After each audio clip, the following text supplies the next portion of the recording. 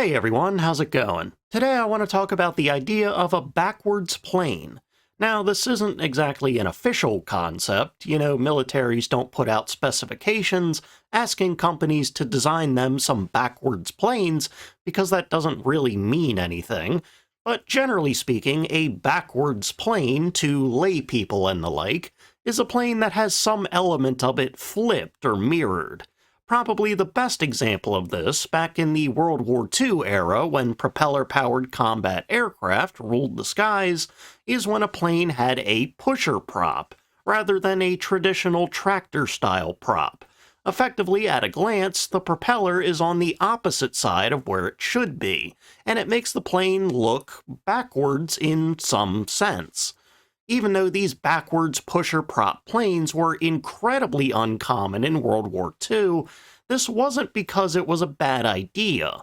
In many ways, the pusher configuration does offer benefits over more typical tractor-style arrangements, namely in the areas of pilot visibility and armament location and concentration.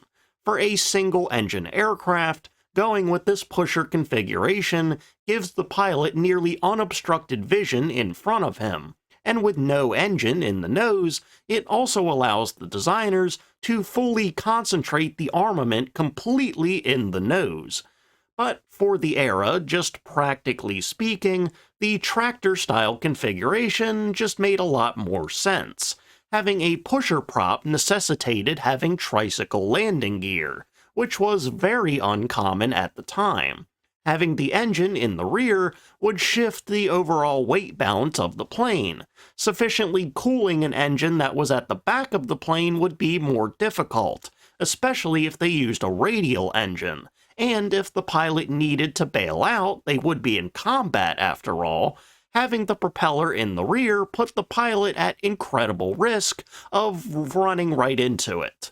Technology would need to improve to make pusher props more viable just as a baseline. Better cooling technology for the engine, some ejector seats to keep the pilot out of the propeller, and stuff like that.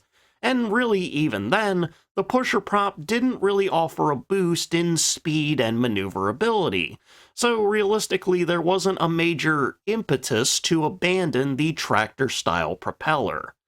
Still, the pusher prop concept was nevertheless intriguing to the major militaries of the world, and in the pre-war and World War II era, basically every major power would experiment with the concept. Most famously, over in America, Vultee, Curtiss, and Northrop designed and tested the XP-54, 55, and 56, as part of a larger search by the Army Air Corps for more advanced fighters that encouraged designers to experiment and think outside the box. All three companies did think outside the box, and made three very different experimental aircraft, but all of them attempted to utilize the pusher prop, and ultimately all three designs ended up failing, in part due to their unconventional designs, and in part just due to general engine problems, as each of them was designed around engines that themselves ended up failing. For our subject for today, we have an attempt by Japan to design and field a pusher-prop aircraft, in what was intended to be a high-performing interceptor that would protect Japan from the onslaught of Allied bombers and their escorts. This is Japan's backwards pusher-prop canard fighter. This is the Kyushu J7W Shinden. The story of the Magnificent Lightning, as it was known, begins back in 1943, under the stewardship of a man named Masaoki Tsuruno. A member of the Imperial Japanese Navy's research department, Tsuruno initially became interested in the concept of a high-performing pusher-prop canard configuration back in 1940. But likely aside from maybe some small-scale modeling and some drawing board research, his interest in the concept amounted to basically nothing until early 1943, when the Japanese Navy would issue Specification 18 Shi, which was actually a series of specifications that called for a fighter, an interceptor, and a night fighter. Tsuruno would throw his hat into the interceptor part of that ring, and submitted a canard-style fighter. The specs of 18 Shi were actually pretty vague and gave the designers a bit of freedom. It just required a top speed of 413 miles an hour, a climb to 26,000 feet in 9 minutes, and an armament of at least two 30mm cannons. The rest was pretty much up in the air. However, due to the very unconventional nature of Tsuruno's design, the Japanese Navy was a bit hesitant to accept his submission, and they needed some kind of evidence or data that his design would even work.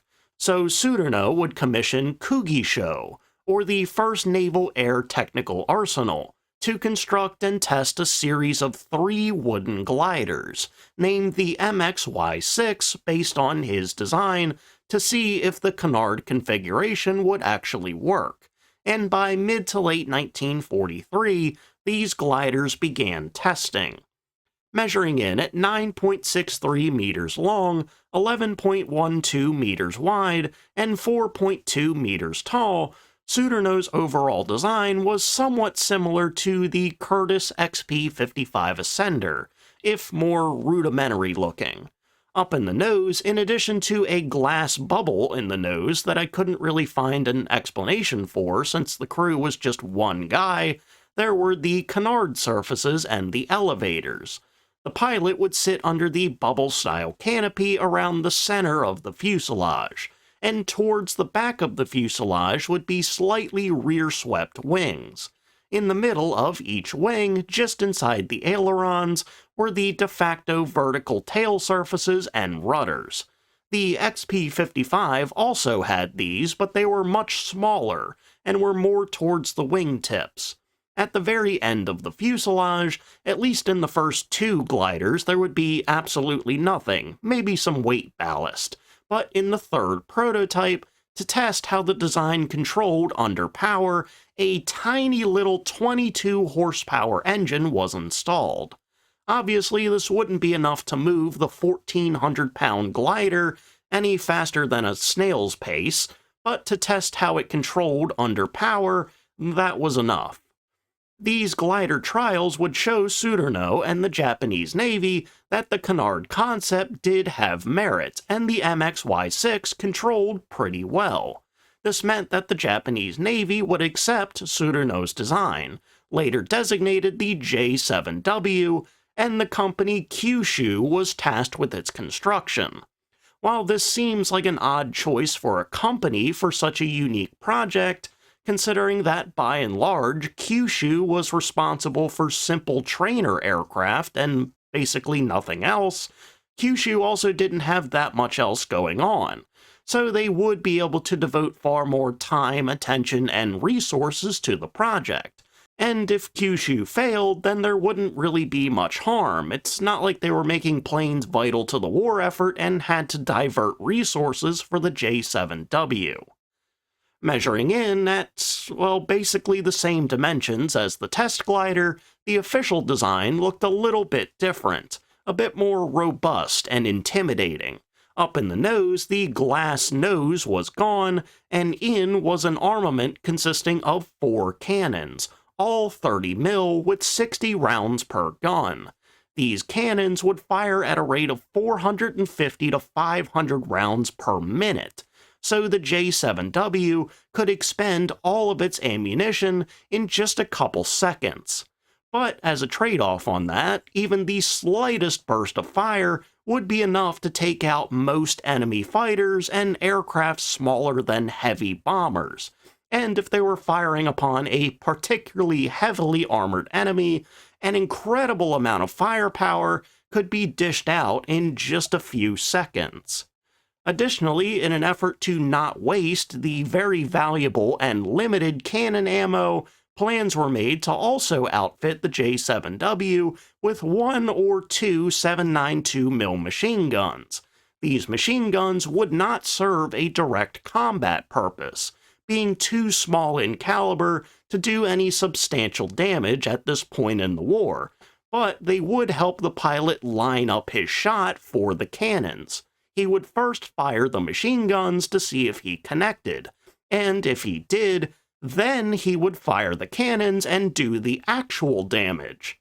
Additionally, as a minor complement to this armament, in the event that the J7W was pressed into other roles, it was capable of carrying bombs, albeit a very, very, very light load at just 264 pounds.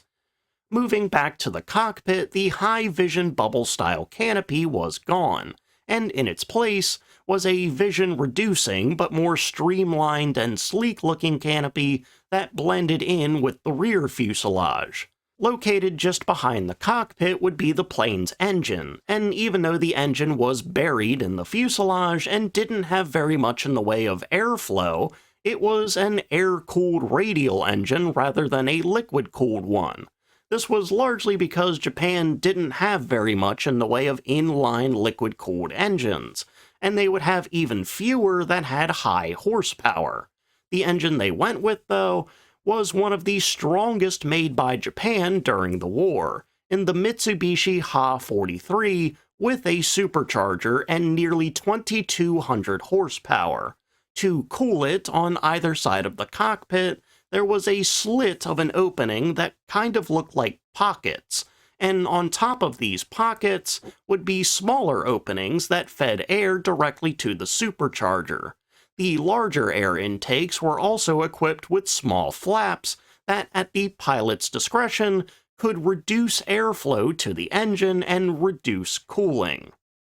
As the engine sat just behind the cockpit and did not extend all the way back to the tail, the propeller shaft had to be extended by just under a meter, and attached to that shaft was a single 6-blade propeller. Because of this propeller, and because of how aircraft go nose up when taking off, on the bottom of the vertical fins on the wings would be small fixed tail wheels.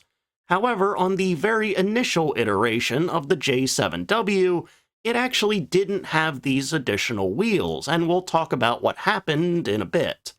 But technically, the J7W didn't have tricycle landing gear. It had pentacycle landing gear, but only 3 of the 5 wheels were retractable.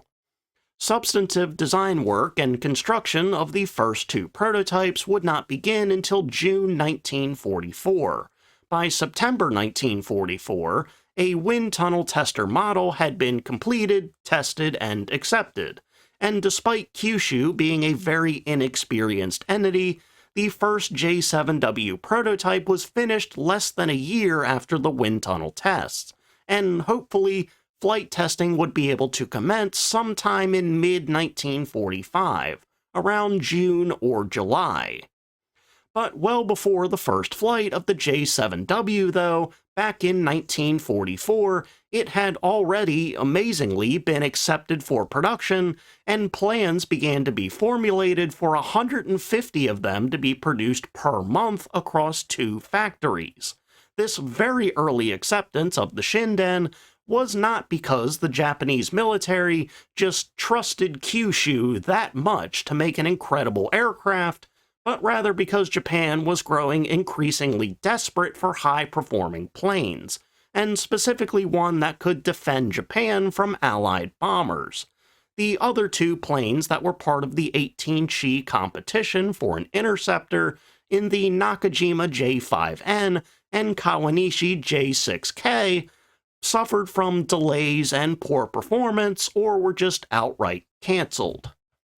The J5N effectively looked like a Japanese version of Britain's Mosquito, but after it took to the air in mid-1944, its top speed of just 371 miles an hour left a lot to be desired.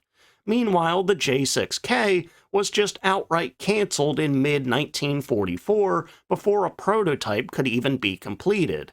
This was because another Kawanishi design in the N1K1 was showing a lot of promise, and it made the J6K kind of redundant and thus pointless to pursue, especially in an ever-worsening war situation. Still, though, as the N1K1 wasn't a dedicated interceptor and bomber-destroyer, it was more of just a fighter, this still left room and a need for something like the J7W. So effectively, the J7W would defend Japan vertically, and planes like the N1K1 would defend it horizontally.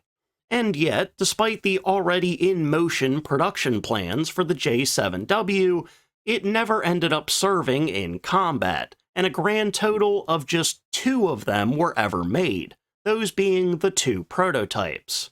The initial plans for the first flight to take place in June or July 1945 inevitably had to be delayed due to several issues. For one, there were delays in the delivery of the Ha-43 engine, caused by Allied air raids and resource limitations. Then there were issues with engine cooling, unsurprisingly, with ground testing showing that not enough air was reaching the engine. Then, on July 3, 1945, Tsuruno would attempt to bring the J7W into the air, but as the plane at this time lacked the wheels on the vertical fins, when he attempted to take off, the torque of the engine made the plane pull to the right a lot, and as the nose came off the ground, the nose rose a bit too high, and this combined to make the propeller strike the ground, bending it considerably. This forced the plane back to the ground, forced them to install a new propeller, and forced them to add the additional tail wheels to prevent this from happening again. A month later, on August 3, 1945, the J7W would finally successfully take to the air. This initial flight was pretty lackluster, all things considered, lasting just about 15 minutes, and the plane didn't climb above 1,300 feet, and the landing gear remained fully extended for the entire duration. It was in this flight that the J7W would achieve its highest recorded top speed of just 161 miles an hour, which wasn't much higher than its takeoff and landing speeds of around 110 to 120 miles an hour. Of course, in these flights, reaching 400 plus miles an hour was certainly not the goal. Just seeing how the plane flew was the goal, and it flew relatively okay-ish. The torque pulling the plane to the right was very much still a noted issue, and there was also a noticeable tendency for the nose to drop, possibly because of the weight of the nose cannons, at this stage just represented by ballast and not actual cannons. There was also a noted issue with excessive propeller vibration. But all of that aside, the design did show some promise, and the overall results of the first flight was considered to be encouraging. Over the next couple days, the Shinden would take to the air 2 more times, on August 6th and 8th, each flight lasting 15 minutes, and the initial top speed of 161 miles an hour was never surpassed. It was also noted that even with the pilot attempting to combat the torque and nose issue, they remained issues that would have to be remedied via design alterations. These alterations would never be made, though, not to the first prototype and not to the second that had been completed in the meantime. The next flight of the Shinden was to take place in mid-August, around August 17th, but after the atomic bombs were dropped on Japan, Japan surrendered on August 15th, forcing the end of the Shinden project. After the war, one of the prototypes was scrapped, and the other one was dismantled and shipped off to the mainland United States to be studied and tested. While they could have made it airworthy and took it into the air, they never actually did. But surprisingly, though, the plane actually still exists today. Not in one piece, mind you, but all the pieces do exist, and the front half of the plane sits on display at the National Air and Space Museum. But for back when the Shinden was whole and actually flew, was there actually much of a point in Japan pursuing it? Really, probably not.